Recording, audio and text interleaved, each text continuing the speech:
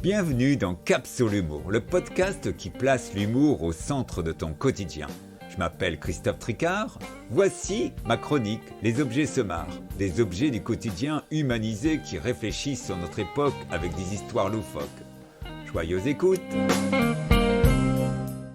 Telly, tu peux téléphoner et revoir tes potes. Tu es en vacances. Merci Père Noël, j'en avais besoin. Avec cette folie de Noël, je suis crevé, fatigué, naze.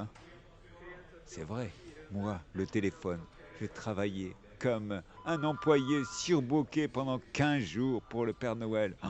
J'ai participé à livrer des millions de cadeaux à la noix. Heureusement, nous avons sous-traité avec un site de vente en ligne, Alibaba Noël sans blague. Entre nous, cette plateforme n'a aucune conscience. Ils ont même perdu la hôte du Père Noël en route.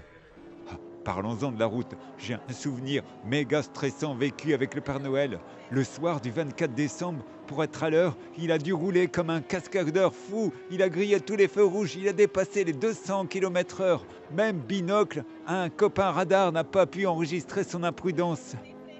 J'ai constamment fermé mon cadran. J'avais peur qu'il nous envoie dans le fossé, qu'on arrive en enfer dans le Grand Nord. Heureusement, le Père Noël est un ancien acteur de Hollywood. Il sait bien négocier les virages. Je tâte encore ma carte mémoire. Je suis toujours vivant.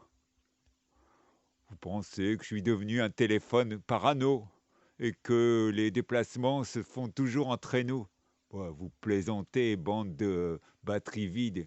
Il y a des lustres que le Père Noël pilote une voiture de sport avec un moteur super gonflé. Même pour lui, les caisses qui puent sont devenues essentielles.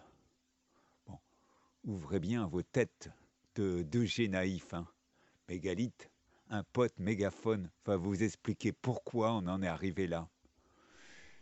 Il y a 4,66 enfants nés dans le monde chaque semaine, soit 147 millions par an. Alors, pour satisfaire tout le monde, le Père Noël s'est équipé en plus d'une voiture, d'un système de carte bleue sans doigt, d'un site internet sur l'étoile, de secrétaires basés au Maroc, d'un GPS intergalactique.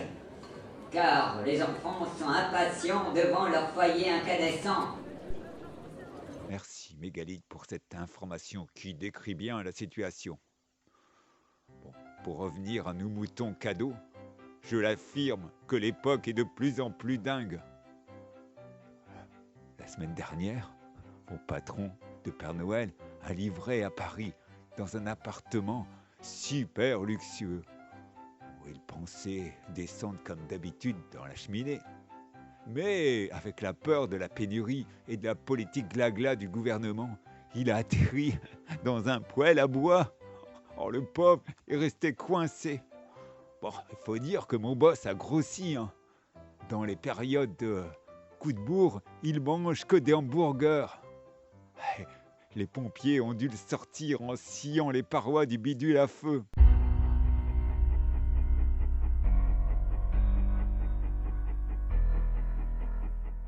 Pour ma part, je dis pas non au progrès. Pourtant, il y a une info qui m'a scandalisé. D'après Europe 1, 75% des jouets sont fabriqués en Chine. Ces trucs à 2 balles ont une durée d'utilisation moyenne de 6 mois. Après, ils finissent dans un placard ou chez dégueu une copine poubelle. Ces jouets sont exécutés par des ouvriers qui ne bénéficient pas de la sécurité sociale, mais souvent par des enfants. Pour eux, Noël ressemble à l'Amazone polluée ou à la grande récré pourrie. Ah oui, j'ai une autre info à vous baragouiner. En moyenne, en France, un enfant se voit offrir, suivant les familles, de 4 à 20 cadeaux. Moi, je dis qu'il faudrait confiner les parents qui pourrissent leurs enfants. Heureusement, la magie de Noël a opéré dans certaines familles. Il y a eu les retrouvailles inoubliables. Tenez, chez les Lagadec, la bonne ambiance a été contagieuse. Dans ce foyer, tout le monde avait jeté le masque. Ils ne sont pas dupes, ils savent que les sourires crèvent sous un bout de tissu. l'oncle Albert, la mamie Jeannette, même Rosalie, la cousine fâchée, ont fait la fête devant les yeux émerveillés des bouts de chou. Ce moment a créé une super fraternité. Ok, leur menu gargantuesque a créé la fraternité chez les cachets digestifs.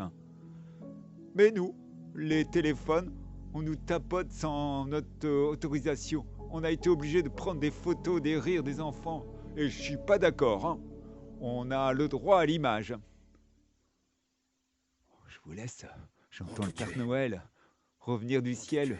Il se dirige vers une cliente. Il est dans ses petits souliers. La dame exige un jouet en bois incassable. Et il ne l'a pas.